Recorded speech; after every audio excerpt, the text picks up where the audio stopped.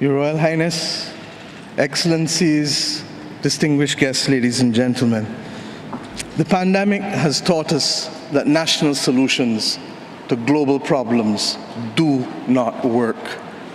We come to Glasgow with global ambition to save our people and to save our planet, but we now find three gaps. On mitigation, climate pledges or NDCs, without more, we will leave the world on a pathway to 2.7 degrees, and with more, we are still likely to get to 2 degrees. These commitments, made by some, are based on technologies yet to be developed, and this is at best reckless and at worst dangerous. On finance, we are $20 billion short of the $100 billion, and this commitment, even then, might only be met in 2023. On adaptation finance remains only at 25%, not the 50-50 split that was promised nor needed given the warming that is already taking place on this earth. Climate finance to frontline small island developing states declined by 25% in 2019. Failure to provide the critical finance and that of loss and damage is measured, my friends, in lives and livelihoods in our communities. This is immoral and it is unjust. If Glasgow is to deliver on the promises of Paris, it must close these three gaps. So I ask to you, what must we say to our people living on the front line in the Caribbean, in Africa, in Latin America, in the Pacific, when both ambition and regrettably some of the needed faces at Glasgow are not present? What excuse should we give for the failure? In the words of that Caribbean icon, Eddie Grant, will they mourn us on the front line? When will we, as world leaders across the world, address the pressing issues that are truly causing our people angst and worry, whether it is climate or whether it is vaccines? Simply put, when will leaders lead? Our people are watching, and our people are taking note. And are we really going to leave Scotland without the resolve and the ambition that is sorely needed to save lives and to save our planet? How many more voices and how many more pictures of people must we see on these screens without being able to move? Or are we so blinded and hardened that we can no longer appreciate the cries of humanity? I have been saying to Barbadians for many years that many hands make light work. Today, we need the correct mix of voices, ambition, and action.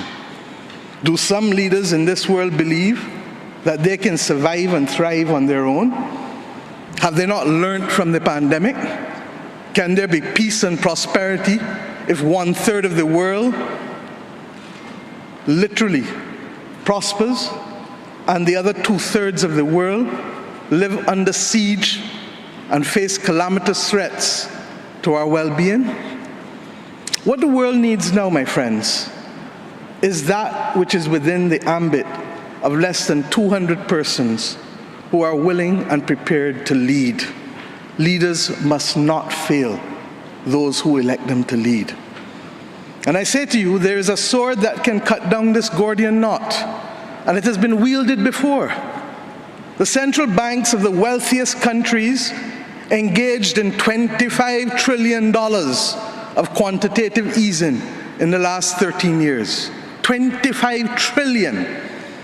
Of that, 9 trillion was in the last 18 months to fight the pandemic.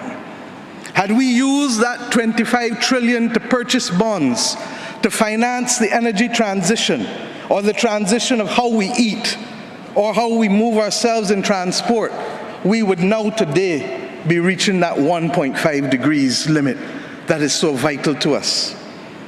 I say to you today in Glasgow that an annual increase in the SDRs of $500 billion a year for 20 years, put in a trust to finance the transition is the real gap, Secretary General, that we need to close, not the 50 billion being proposed for adaptation. And if 500 billion sounds big to you, guess what? It is just 2% of the 25 trillion. This is the sword we need to wield. Our excitement 1 hour into this event is far less than it was 6 months ago leading up to this event. Can we, with those voices and these speeches from Sir David and others, find it within ourselves to get the resolve to bring Glasgow back on track? Or do we leave today believing that it was a failure before it starts? Our world, my friends, stands at a fork in the road, one no less significant than when the United Nations was formed in 1945. But then, the majority of our countries here did not exist. We exist now. The difference is we want to exist 100 years from now. And if our existence is to mean anything, then we must act in the interests of all of our people who are dependent on us. And if we don't, we will allow the path of greed and selfishness to sow the seeds of our common destruction. The leaders of today, not 2030, not 2050, must make this choice. It is in our hands. And our people and our planet need it more than ever. We can work with who is ready to go, because the train is ready to leave. And those who are not yet ready, we need to continue to ring circle and to remind them that their people, not our people, but their citizens, need them to get on board as soon as possible. Code red to the G7 countries. Code red to the G20. Earth to COP, that's what it said. Earth to COP. For those who have eyes to see, for those who have ears to listen, and for those who have a heart to feel, 1.5 is what we need to survive. 2 degrees, yes, SG, is a death sentence for the people of Antigua and Barbuda, for the people of the Maldives, for the people of Dominica and Fiji, for the people of Kenya and Mozambique, and yes, for the people of Samoa and Barbados. We do not want that dreaded death sentence. And we've come here today to say, try harder,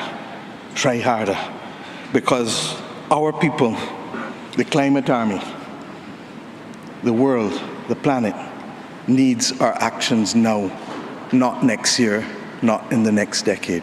Thank you.